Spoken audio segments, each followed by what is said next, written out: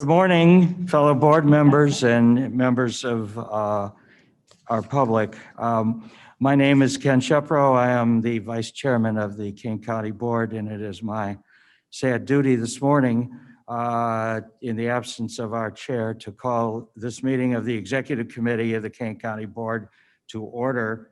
Will the Secretary Clerk please call the roll? Bates. Here. Berman. Berman here. Ford. Fries. Here. Gums. Dom's here. Kenyon. Here. Caius. Caius present. Martin. Present. Molina. Molina present. Sanchez. Here. Strathman. Strathman here. Surges. Surges here. Tepe. Weber. Here. Shepro. Shepro here. Thank you. Quorum is present. Mr. Kenyon, would you lead us in the Pledge of Allegiance? I'd be honored. And if you can. I pledge allegiance to the flag To of the the flag United States of United America, States of America, to the republic and to the republic for for which it stands, one nation, under God, indivisible, with liberty and justice for all. Well done, thank you. Gathered here today in a shadow of tragedy and grief. Our sympathy goes out certainly to our chair and her family. It's an unimaginable situation. Those of us in public life know how important it is to have that one person. It could be a spouse, a friend, that you know that you can rely on for comfort and aid and sympathy. And I don't think any of us would be here without that bulwark. And when it's taken away, it's an occasion for grief and sympathy. I think that if our chair could have heard my conversations when I talked to so many of you that evening, the great instinct that we got from everybody I talked to was not only sympathy, but immediately, how can I help? And I think, I hope will take comfort from the fact that with unanimity, everybody, even people who didn't know Bob, immediately wanted to know what they could do to help. And I think we will do that.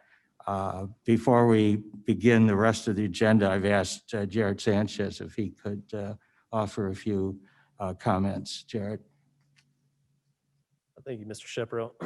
I didn't know Bob very well, but what I did know of him, he was a very, very special, very sensitive and sweet man. Corrine, my impression is they were together. They were as one. They weren't two separate people. They were really a part of each other. And so her grief is our grief as well. And I think we wanted to do a moment of silence. Let's do that.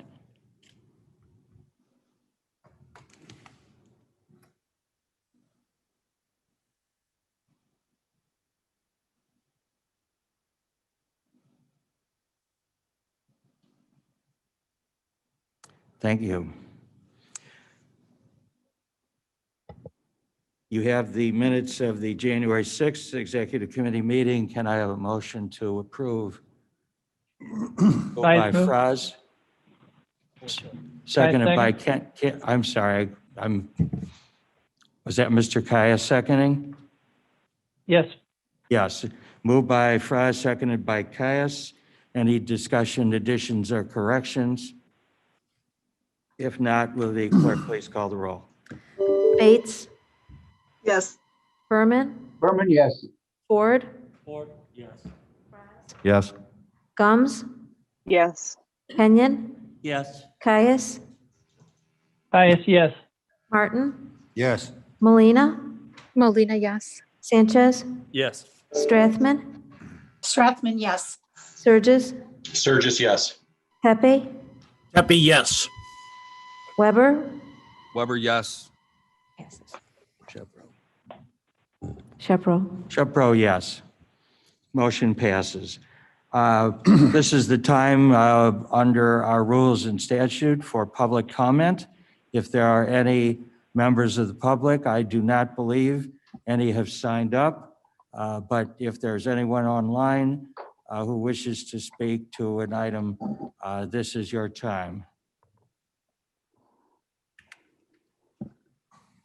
All right, hearing none, we will move on to the monthly financial report. Director Onzik. Good morning.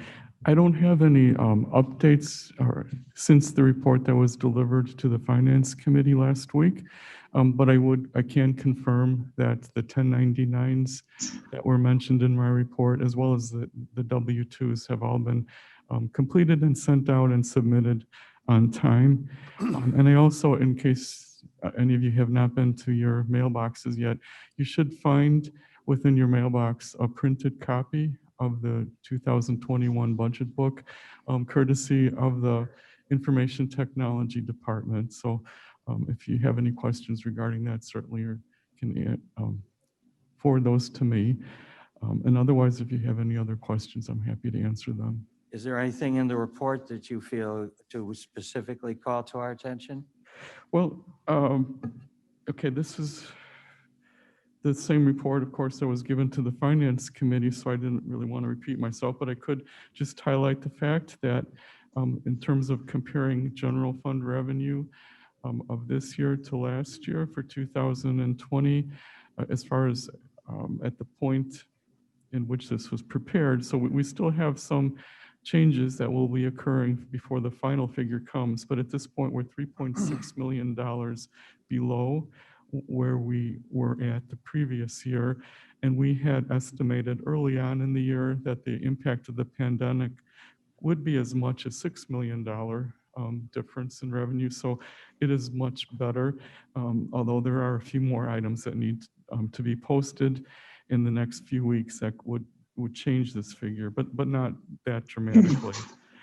And then in terms of just looking more specifically at our tax revenue from the state, we have ended the year with about $479,000 less than what we had budgeted, which again is better than what we had forecasted based on the predictions from earlier in the year.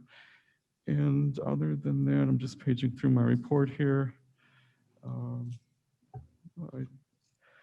I think something to note, which you'll find as a resolution in your packet for this morning's consideration, is the transfer of funds from the Children's Waiting Room to the Court Security Fund. It's a $466,000 transfer that the judicial partners have determined to be the amount that would correct the miscalculation that had occurred when the fees for the Children's Waiting Room and the Court Security Fund had been determined roughly a year and a half ago. And so through their work and their calculations, they determined that $466,000 that had been accumulated in the Children's Waiting Room Fund really belongs to the Court Security Fund had the fees been calculated correctly. So we're happy to see that that transfer will take place, and it will actually move into the Public Safety Fund because the Court Security Fund had been closed about a year ago, and the balance of the Court Security Fund had been transferred to the Public Safety Fund in order to fund the sheriff's vehicles. So had this additional fee collection been originally had gone, if it had originally gone to the Court Security Fund, that also would have been transferred to the Public Safety Fund. So this transfer from the Children's Waiting Room Fund to the Public Safety Sales Tax Fund is consistent with how those dollars would have been handled originally. So it's a little bit confusing, but I thought it deserved an explanation. Otherwise, I think that's probably covers the main significant items in last week's finance report. Thank you. We're going to come back to you when we get to the executive committee item on the county auditing law. Thank you. Okay, is there any old business? Is there any new business? All right, hearing none, we will take up the preliminary county board agenda. As we discussed at the last meeting, these are items which are proposed to be added to the consent agenda on the county board meeting next week. And we will start with administration. Mr. Caius? Thank you, Mr. Chairman. Can you hear me? Yes. Okay, the Administration Committee has one item to place on the consent agenda. I'd like to move forward an authorization to establish a policy for Inter-Departmental building projects. This policy establishes an understanding that recognizes that when a management or capital project is considered, it has an effect on the Department of the Building Management, which reports to this committee. So I move that forward. Moved by Caius. Is there a second? Mr. Fry seconds. Roll call, please. Bates, Yes. Berman, Berman, yes. Ford, Yes. Fries, Yes. Gums, yes, Kenyon, Yes. Caius, Caius, yes. Martin, Yes. Molina,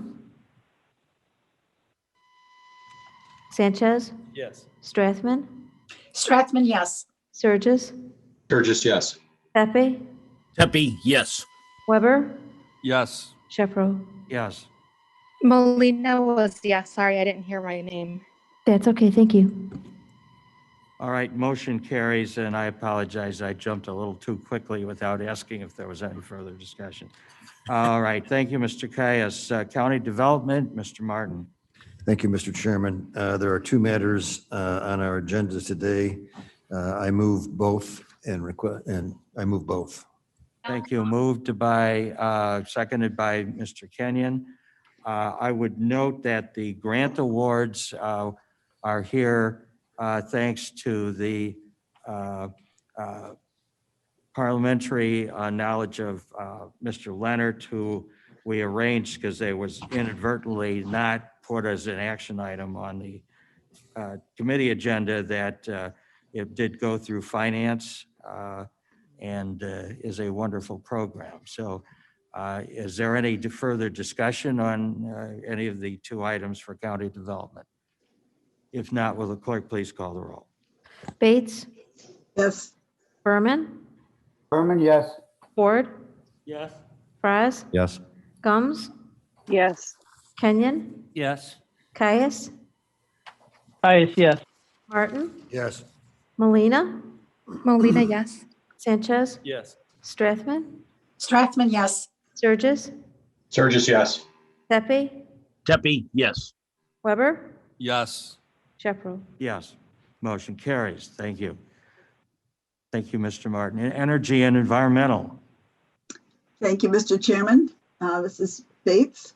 The Energy and Environmental Committee would like to place one item on the consent agenda. This resolution will create the Kane County Green Building Policy for the purpose of, to quote our 2040 plan, to promote energy and resource efficiency in the design, construction, and siting of new buildings and old, and to quote from the Greenest Region Compact, to promote leading by demonstrating sustainable values and practices. So I would move that it is moved to the consent agenda, and I would ask for a second. Molina seconds. Moved by Bates, seconded by Molina. Is there any further discussion? If not, clerk, please call the roll. Bates, Aye. Berman, Berman, yes. Ford, Fries, Yes. Gums, yes, Kenyon, Yes. Caius, Caius, yes. thank you, Martin, Yes. Molina, Molina, yes. Sanchez, Yes. Strathman, Strathman, yes. Surges, Sturgis, yes. Pepe, Pepe, yes. Weber, Yes. Shepro. Yes, Motion carries. Thank you. Thank you. Under executive, we have a resolution authorizing external audits pursuant to the county auditing law.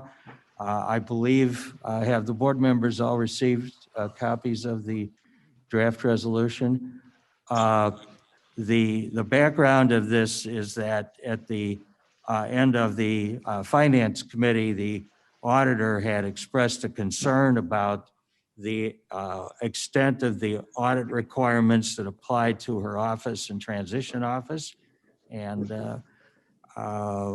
we've had some further discussions. A memo has been prepared, which I believe went to all board members from the State's Attorney's Office. And everybody has weighed in, and the result is the memo. I guess I'll start by recognizing the auditor. Hello. Hi.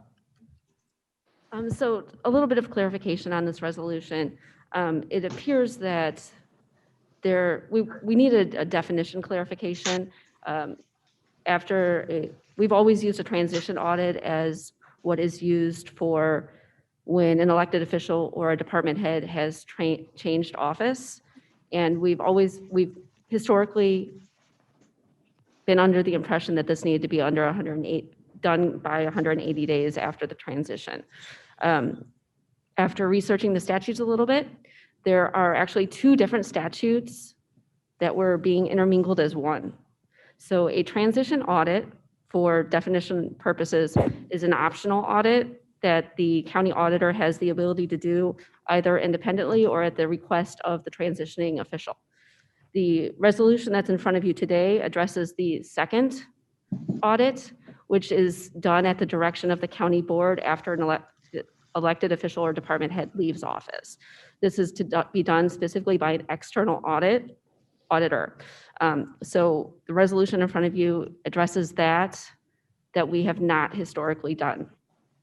So any questions? But just by way of clarification, and well, before we take questions, I would ask the state's attorney to elaborate a little bit on what was determined after these statutes were reviewed. Michelle? Good morning, everyone. I hope everyone's doing well today. Penny summarized it very well. The past practice and custom did not match up with the current statutory requirements. There is a separate audit that's required when an elected official leaves office, and actually elected or appointed official leaves office. There is not a tight definition within the statute of what a elected or appointed official means. It's other than it is an officer elected or appointed who has control or management over county funds. So we could either interpret that as, one of the traditional definitions of appointment and election. That's fine right here. So it would be officers that are established under statute, that type of thing. I believe that the health department executive director would also fit into that definition. But because the definition is pretty broad, we could also include the building management director in that definition. As Penny mentioned, as the auditor mentioned, these audits are to be commissioned basically by the county board. The county board is to arrange for them and pay for them. And the statute specifically provides that's to be done by an external auditor. The elected auditor is excluded from performing those audits under this certain provision of the statute. Thank you. Would I be correct that essentially the distinction is that the one law mandates the county board to commission the external audit anytime anybody, I think the language was, with management or control over county funds changes hands, which does seem to be deeply potentially ambiguous. And the policy and the procedures under the Kane County Code of Ordinances that provide that the auditor does a transition audit, but that, unlike the statute that we've referred to, does not have the 180-day deadline. That is correct. The 80-day deadline applies to the external audit. The timeline is left open for the elected auditor to perform the optional transitional audits. And the timeline, or at least for purposes of the county board's obligation, that runs from the date of the replacement of the officer in question. Correct. So for some of them, that would be obviously December 1st. And for the treasurer's office, for example, that would run from the date of his resignation. Correct.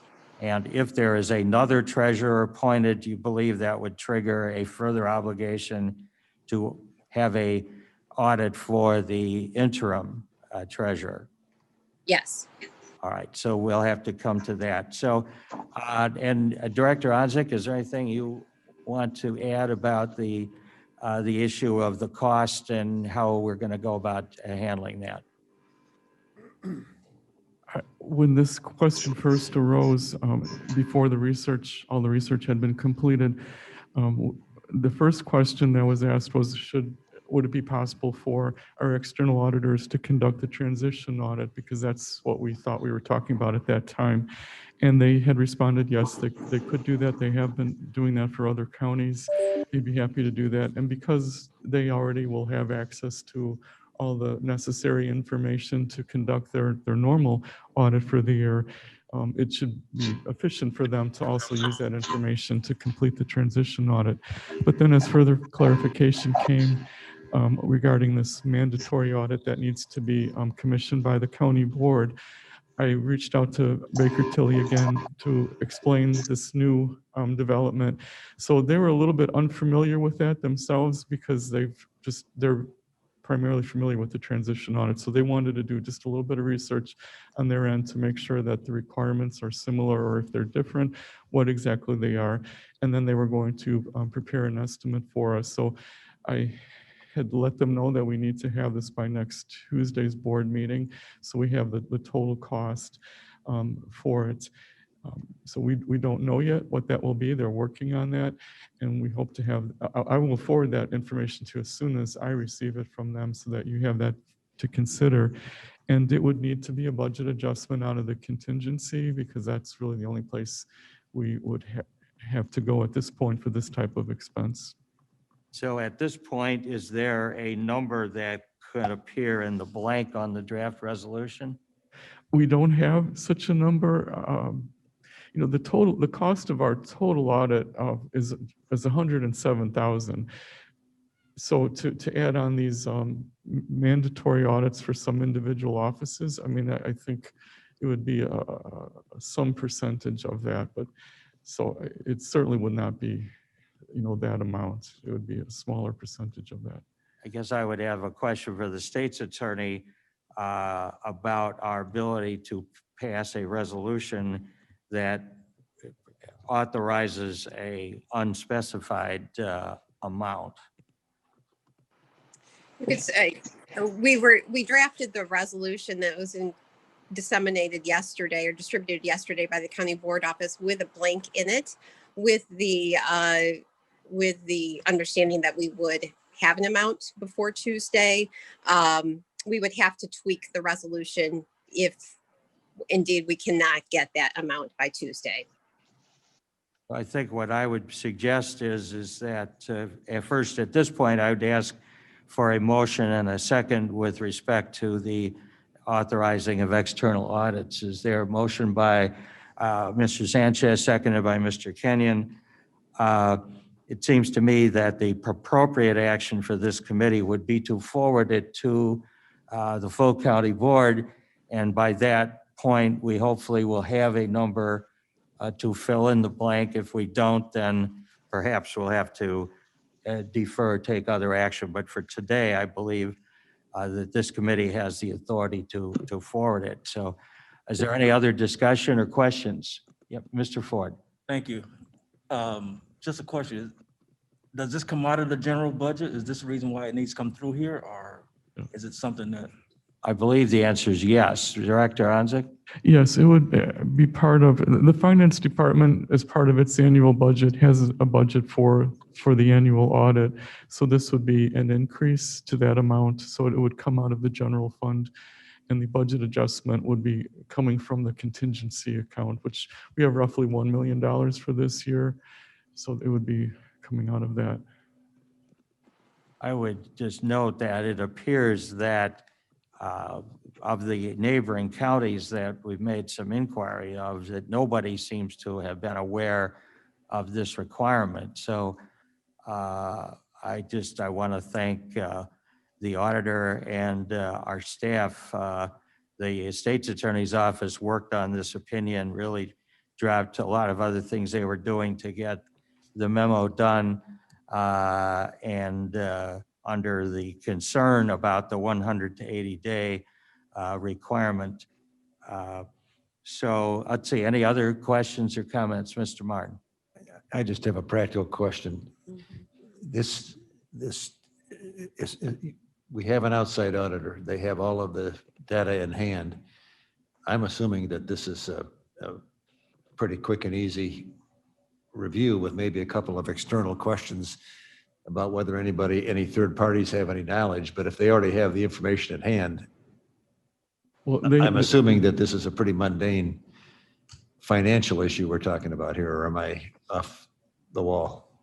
Well, I don't know exactly what's required. I mean, I would tend to agree with you. I don't think it's that significant. But where the difference lies is when they do our general audit, because of it's like $280 million worth of transactions, it's a much larger scope. And so they're looking for large items when they're looking for in the detail. So they focus more on the larger items. When we're talking about audits of very small departments, and now they're going into more detail, but of course there's less transactions and it's not going to take them that long to do that. But it is different. The one area that may take a little more time and effort is the circuit clerks area, but they actually have an entirely separate audit that Baker Tilly, our external auditors, is already doing for the circuit clerks audit. It's much more detailed, so I think they could use the work that they're doing there and piggyback on that, this mandatory audit as well. So there's much efficiency that can be gained by having them do both. All right, thank you. I think the ambiguity in the statute lends some question about exactly what that scope is. But as I recall, and I'll ask the state's attorney if they are correctly summarizing, is that in the discussions we had, it appeared, as you suggested, that materials already prepared or in preparation could certainly be used in either the county external audit, or presumably they could use work that's been done by the internal auditor. They don't have to go back and reinvent the whole wheel. All right, thank you. All right, any other questions for, yes, Ms. Winicky? Thank you, Mr. Chairman. Just a procedure question as well. We're going to get the amount hopefully by Tuesday for the full commission, but do we need to, due to transparency, expose it 48 hours before our meeting on Tuesday? I think the amount, because the item will be an agenda item, I could defer to the state's attorney. I believe that would be sufficient to put the public on notice that the item will be considered, and I don't think we have to have we may have it 48 hours in advance. Michelle? Okay. Yeah, for Open Meetings Act purposes, listing the title of the resolution should be, and including the body that we've prepared here. But generally speaking, just listing the topic on the agenda is satisfactory for the Open Meetings Act purposes. For example, any dollar amount could always be amended on the floor as long as the subject matter were properly presented. Okay. Any It's other correct. questions? All right, if not, let's, Secretary, please call the roll. Oh, I'm sorry, was there somebody? Good. I'm sorry, Mr. Berman? Mr. Leonard, mute. Oh, I'm sorry, Mr. Leonard. Didn't see you on the screen.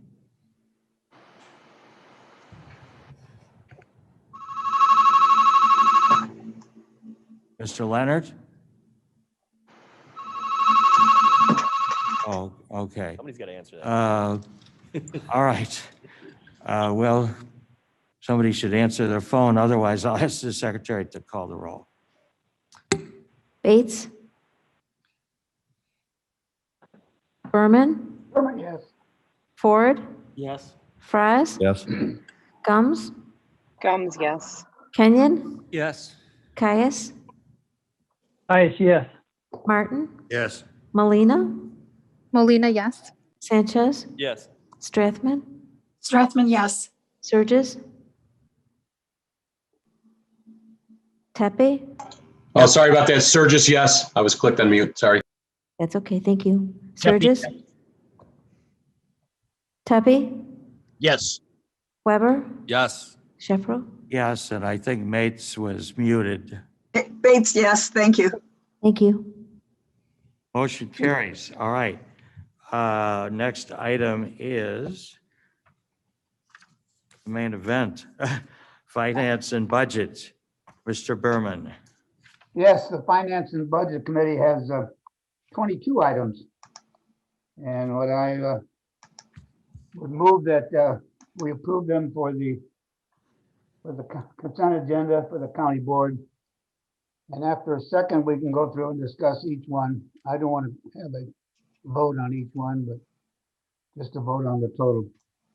So I move that they be presented to the county board for approval. Is there a Caius moved. second? Gums will second. Caius, second. All right, Caius moved, Fraz second. And I apologize when people are talking at once. Sometimes it's hard to sort out who gets the credit. All right, consistent with what we did at the last meeting, is there any item that any member of the committee wishes to have discussed and voted on separately? Hearing none, then is there any discussion on the motion? Hearing none, I'll ask the secretary to call the roll, please. So I just wanted to confirm, I have Berman moving and Fraz seconding. Bates? Yes. Berman? Berman, yes. Ford? Yes. Fraz? Yes. Gums? Gums, yes. Kenyon? Yes. Caius? Caius, yes. Martin? Yes. Molina? Molina, yes. Sanchez? Yes. Strathman? Strathman, yes. Surges? Surges, yes. Pepe? Tepe, yes. Weber? Yes. Sheffro? Yes. Thank you, Motion Mr. Chairman. carries. That's the extent of the Finance and Budget Committee. Thank you, Mr. Berman. Transportation, Mr. Fraz. Yeah, Mr. Chairman, I have two items. I'll move both. Thank you. Is there a second? I'll second. Seconded by Ford. Yeah.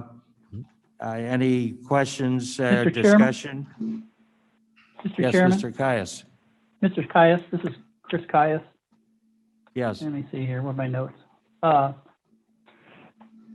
Yes, item number 1, approving construction with Aldrich Electric Incorporated of Libertyville, Illinois for Long Meadow Parkway, C4 tolling infrastructure signage, Kane County section number, whatever that is.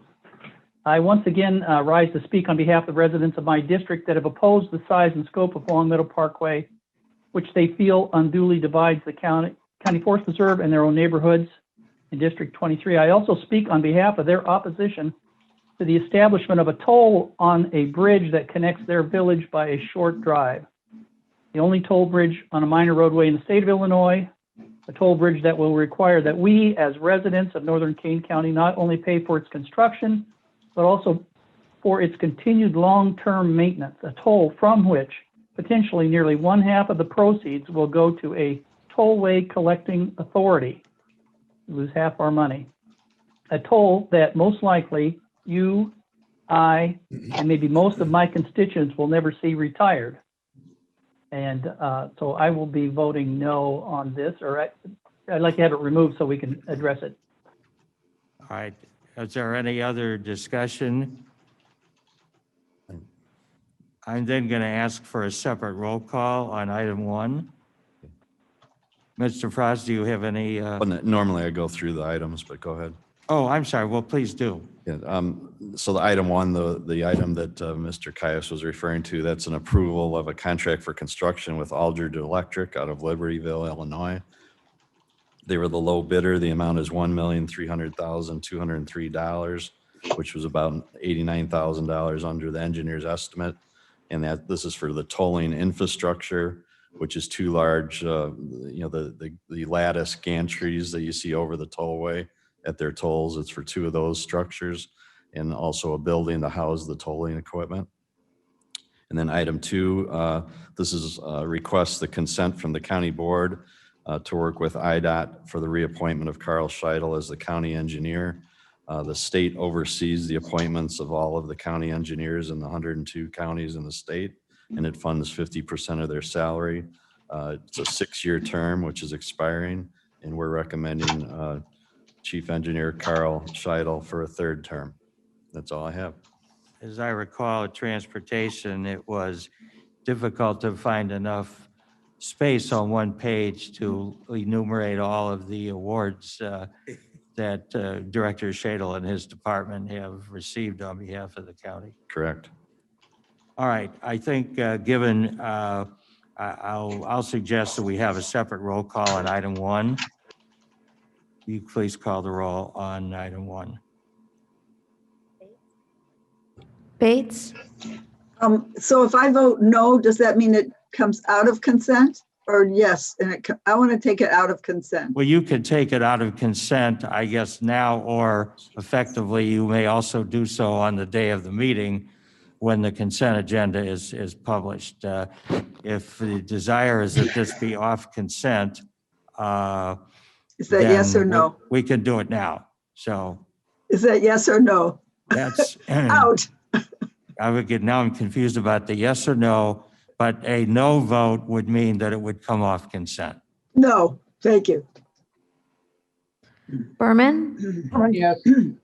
Ford, Yes. Fraz, Yes. Gums, No. no.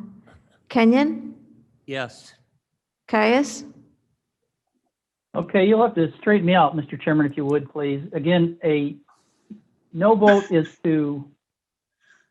A no vote. Fill it or, A no vote would accomplish several things depending on how many no votes there are.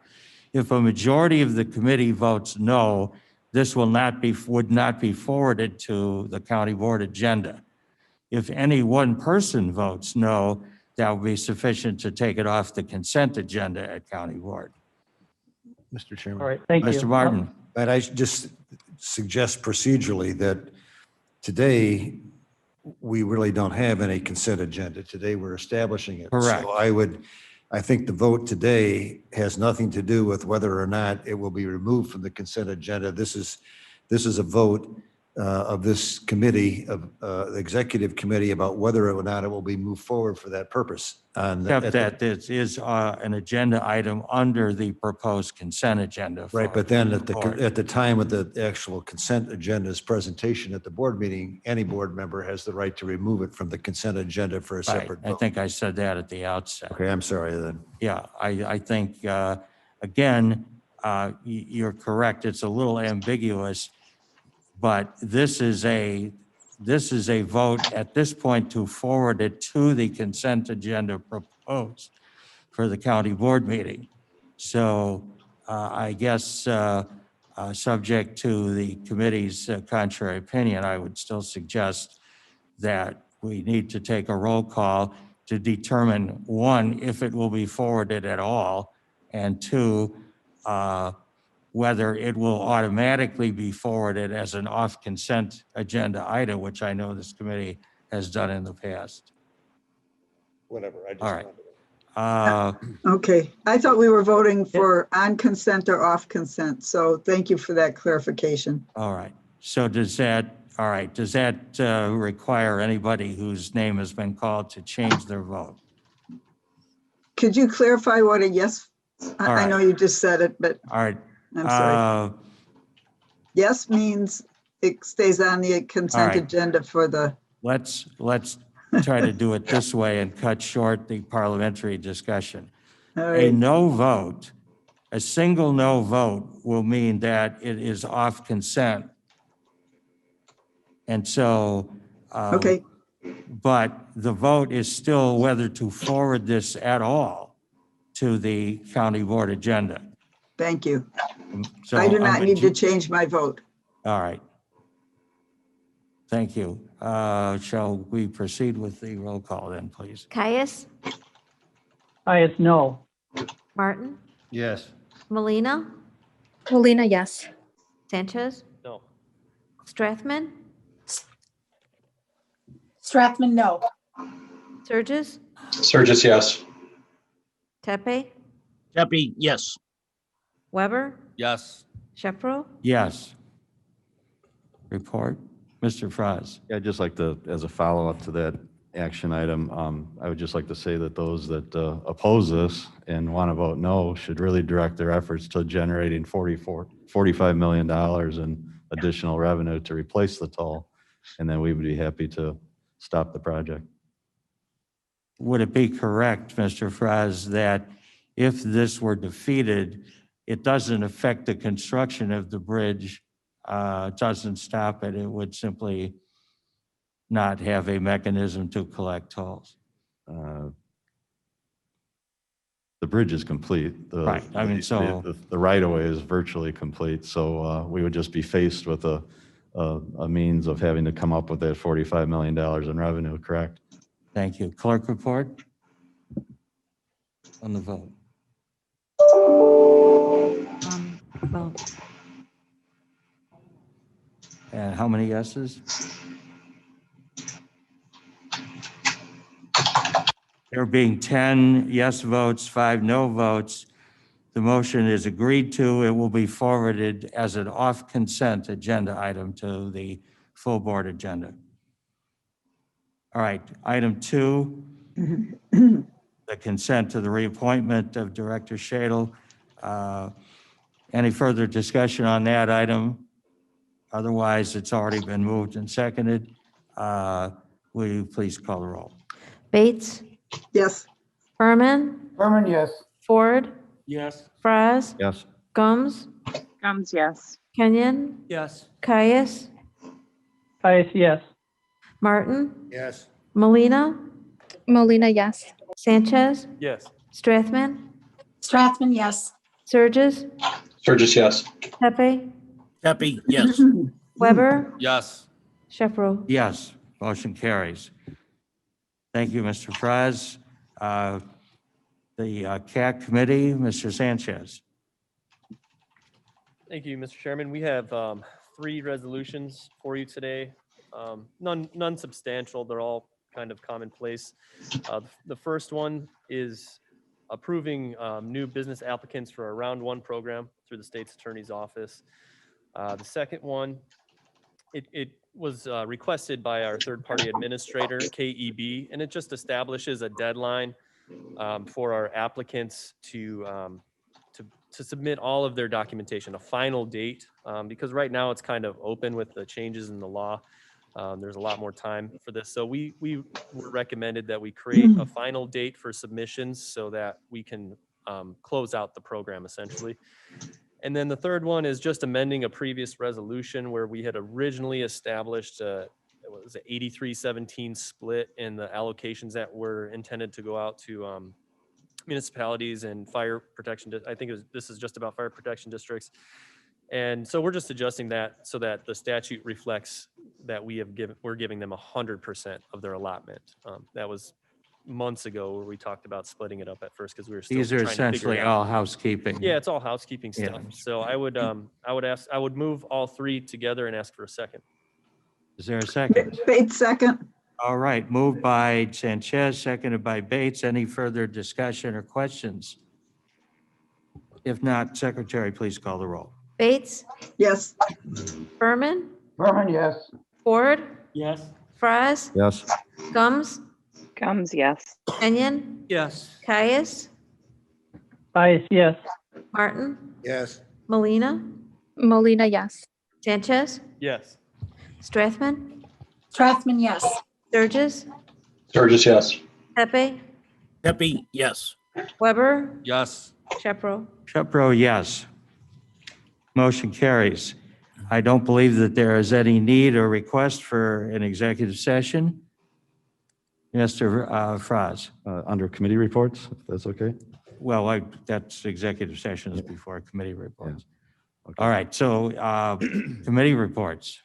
I just want to mention that I had the pleasure last night of attending the Village of Maple Park City Council meeting and accepting a certificate of appreciation from the Village of Maple Park to King County for the various funding they received through the CAC committee. So I accepted that on behalf of the whole team and the county. And it was kind of neat because it was not only did the village itself receive some funding, but the fire district, which is a separate agency, received funding and two of their main downtown businesses. So they're all there and very appreciative. So It's always nice when someone actually says thank you. yeah, it was. And multiple agencies and private business too. So just wanted to mention that. Thank you. Any other committee reports? Mr. Chairman, Sturgis here. Yes. I just want to acknowledge that you know, I really admire Drew's commitment to the community. I know that he spends several evenings each month going out and visiting, whether that's in Geneva or last night in Maple Park. You know, it's something I aspire to, but I just, you know, Drew, I just want to personally say thank you for all you do. Appreciate it. Mr. Sturgis, I could testify that many, many years ago, I was at a meeting of angry homeowners in Mill Creek, and Mr. Fries stayed there answering questions until almost midnight, even allowing, you know, multiple people to ask questions. And I was at that moment struck with his patience and involvement with his community. So I appreciate the comments. I'm certainly not alone on this board. And you. Cliff, someday after you've done those kind of things, you get gray hair like I have. Happy to report I had my first angry constituent call last week. He's not as angry anymore. All right, any other committee reports? Mr. Sanchez. Thank you, Mr. Chairman. Public health update, committee update. We're finishing up the 1A category with our vaccination program with the second round of shots for our 1A category, and 1B is underway, as you all know. We're working, the Public Health Department is working tirelessly to administer as many of the doses as we can in as quickly as a period of time as possible. We've got law enforcement events that have been happening already, and I'm told that we're actually getting near completion with all of our law enforcement. Unfortunately, about 50% of our Kane County law enforcement, and this is all municipalities and everywhere, about 50% rejected the offer to get a vaccine. Whether or not some of those people will change as time goes on, there is a lot of vaccine hesitancy amongst people. So we're hoping that we'll see that number go up. But given the ones that responded, we're getting towards the end of law enforcement. We've already been vaccinating our correctional officers and the detainees at the county jail. So they're doing that kind of day by day, just doing a little bit at a time so they don't have many people out of work in case some people have symptoms. And again, there too, you have some detainees that will not accept the vaccine, actually quite a few detainees. So it's a challenge trying to educate everyone on this. Teachers are starting next week, so I almost said District 300, which is up by me. All Kane County schools are going to be starting their vaccination program, so we're sending that out to them. And that's going to be a process over the next couple of weeks to get everyone in those schools vaccinated. Let's see, we're estimated about 100,000 are in 1B in Kane County, and it might take around 12 weeks to get everybody done, which sounds like a long time, but once the vaccine supply really starts rolling in, things are going to be happening quickly. So just keep in mind, we're still at the beginning of this process. We're working on getting some permanent sites established so that even though we have providers, even though the state is providing directly to pharmacies, we would like to have a permanent location or two in the county where regular events will be held. So right now, I'll tell you, we just got in about 2,900 vaccine doses, and we're actually sitting on 19,000 doses right now, which sounds horrible. Like, why do we have so many we're sitting on? Well, we haven't been sitting on them for very long. And with all of the events that we do have planned, all the commitments, the providers that we're sending out to, those 19,000 are going to be gone, I believe, by the end of next week. And in fact, with all of the commitments we have, we'll be 6,000 doses short. So we have 19,000 now, but by next week or the week after, we'll be 6,000 short without more shipment coming in. That big number, just give you an idea, we haven't been sitting on that long, and it's going to be gone very Are those quickly. numbers reserved for second doses? No, we do have some in reserve for second doses, like in the 1A category, for instance. I'm not sure what the strategy is. I know kind of the word from on high is just focus on getting the first doses out there, as many as possible. So I don't know exactly how many doses we're holding on to for second round, but for 1B, I'm not aware that we're actually holding on to doses for second round. We have been informed by the state that they'll take care of it. They'll make sure we have our second doses. So there's a bit of trust and faith there. So yeah, a big number we're holding on to, but haven't had it for very long, and it's going to be gone pretty quickly. We just ordered 20,000. The state tells us the maximum we can request, and we request 100% every time. So 20,000 was our most recent order. I know from the Biden administration, they've promised that over the next 3 weeks, they're going to be sending out about 30 million doses to each state for the next 3 weeks. So that should start trickling down soon. And they did just order 200 million doses. They have a very bold and ambitious plan to vaccinate the population by fall, I believe.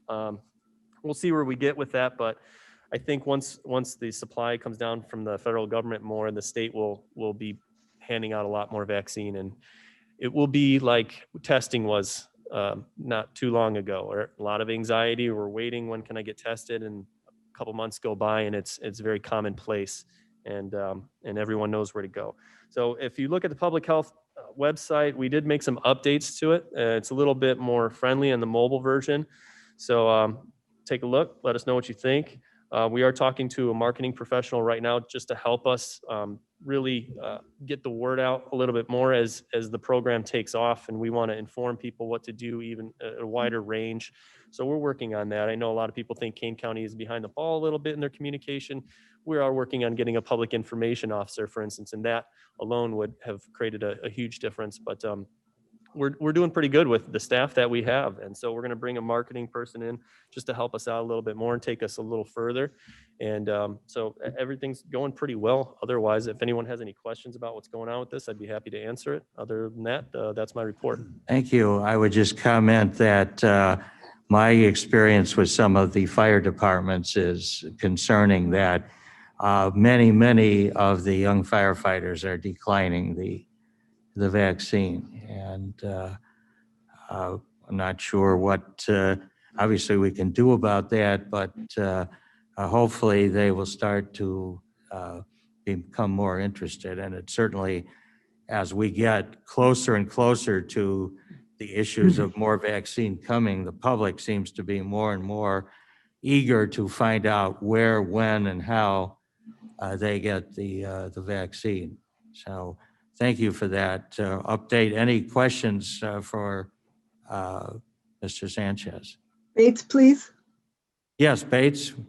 I've been calling my constituents on a regular basis and asking them if they need information about how to get vaccinated. And they're teaching me more than I'm teaching them, as usual. But my constituents who are on my chart with Northwestern are getting calls and they say they're going to get vaccinated this week or next. They say that Northwestern has a huge supply. They imply that Northwestern has a huge supply of vaccine, which is troubling to me because I can't get vaccinated at OSCO. So is there a distribution inequality? I know that's not a nice word, but I'm going to use it anyway, for lack of a better word. Thank you. I don't know. This would come from the state. And I don't know what vaccines the county has given to various hospitals in the county. I can find out for you if you'd like, but yeah, I mean, my understanding is we're trying to get shots in arms, not have vials sitting in coolers. So My I just want to impression make is sure that a lot of the the administrators, like the pharmacies, do not have uniform policies. And at this point, I don't think anybody is micromanaging how they do that, because I know Walgreens apparently feels that they do not want to be the enforcer. And so in many cases, all you have to do is check the box on their website, yes, I'm eligible, and nobody asks you later to prove anything. Other suppliers are asking for the usual identification you would expect. Would that be a fair statement of what we think is happening at this point? I think it's a matter of supply. Yeah, I Sorry. haven't gotten any reports on how the various independent providers are managing their systems. So Yeah, I mean, can't- these are, what I'm hearing are anecdotal calls from people who said, I went online or I did this. Yeah. And Yeah, and I never know what just to be believe. clear, that's not something that we have any control over. Right. That's independent of us. I mean, I've heard anecdotal stories that all county board members got vaccinated 2 weeks ago. So if I missed that email, you guys let me know. But yeah. Mr. Chair, Mr. Ford, you had a question. And then actually, Mr. Leonard. yeah, thank you, Mr. Chairman. I just saw a report just yesterday that out of the first round so far, 62% of the people across the country refused the vaccination. So this is not just a county issue, it's a national issue. Also that a lot of people I talk to who are in that list of 65 and over, they have received a notice from their doctor to start getting set up to have their vaccine. So a lot of positive things are happening. And I just would put it out to all the board members that we need to get educated on the vaccine itself and see what we can do to help out to get the word out there. You know, we all can reach 20 people, you know, it'll make a big difference. Thank you. Mr. Leonard, did you have a? No, Tepe here. Oh, Tepe, I'm sorry. I'd like to share with the board. I sent out a communication to, I have a fairly large email list and they're primarily seniors. So I sent a communication out urging them to register at every place that they could register. And as much as that is not an ideal solution and creates frustration for people finding where they can get their first vaccination, it's proving to be successful for many people. So I've not only heard from quite a few of my constituents that, yes, they've gotten their shots, but personally, my wife and I are scheduled to get our first shot this afternoon.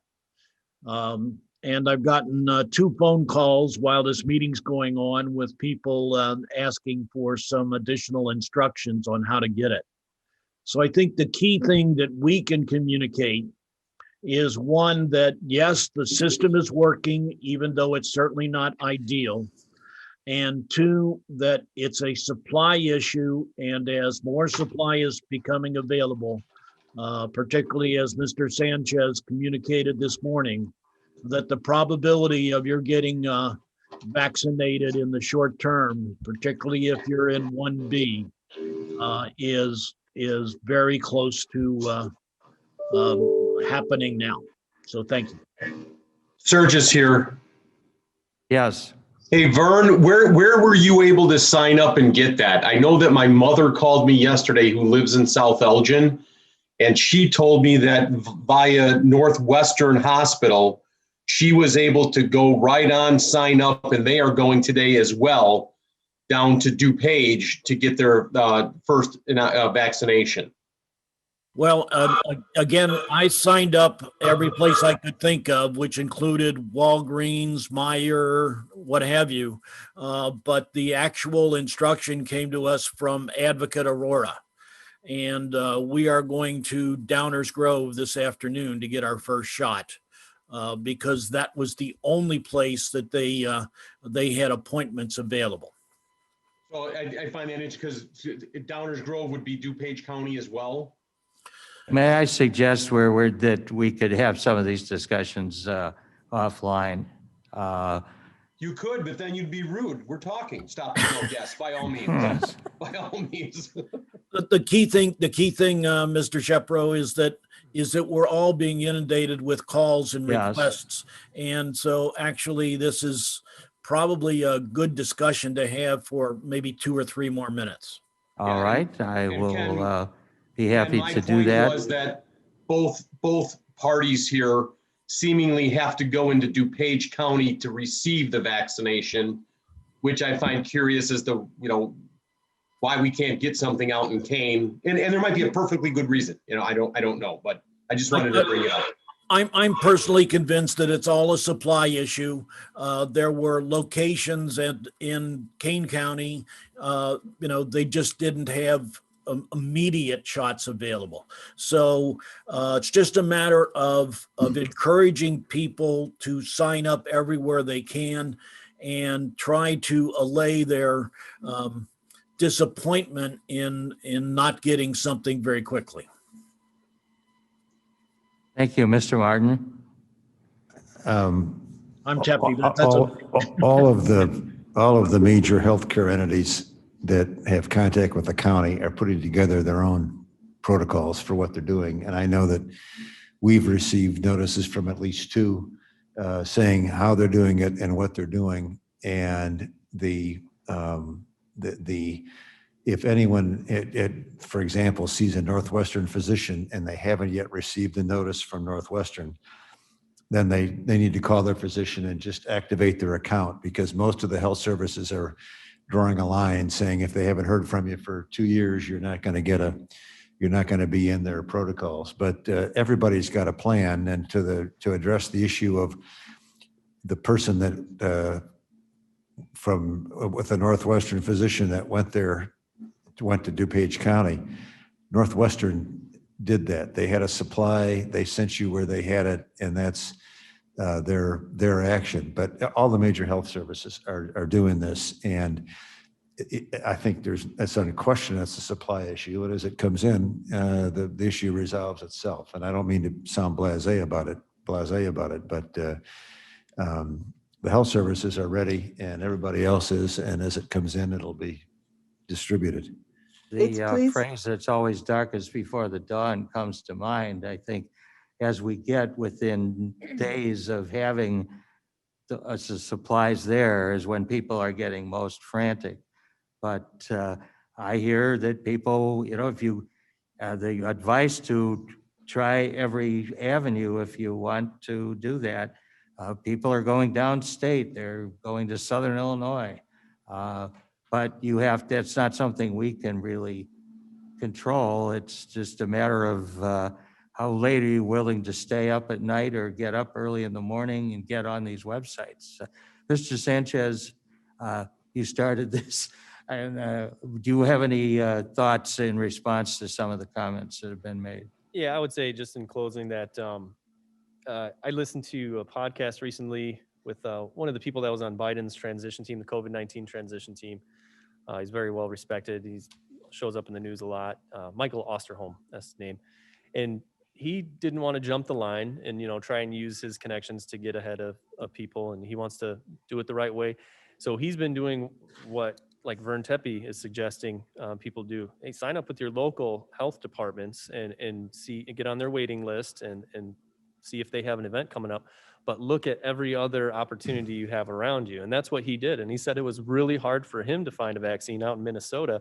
And it wasn't until his granddaughter, who was like a nurse in her hospital, had a program, like if you have elderly family, bring them in to get vaccinated. So one of Biden's guys ended up getting vaccinated because of his granddaughter. I mean, just as an example. So, and it really is just the factor of what Mr. Martin said, the supply issue. It will resolve itself once we have it, and then it'll be very commonplace. And those other, 48% of the people that don't want to get vaccinated will have time to think about it, and everyone else will be at ease. So that's all I have for today. All right, thank you. Anybody else? If not, I would ask for a motion to adjourn by Mr. Kenyon, who's Let's been get on waiting the streets. waiting for that for a while. But I do think it was a good discussion. Clearly, what the public thinks or is concerned about, we need to address regardless of what the explanation is. Second, by Mr. Martin, or Mr. Weber, I see. All right, all those in favor say aye. Aye. Aye. Opposed, motion carries. Thank you very much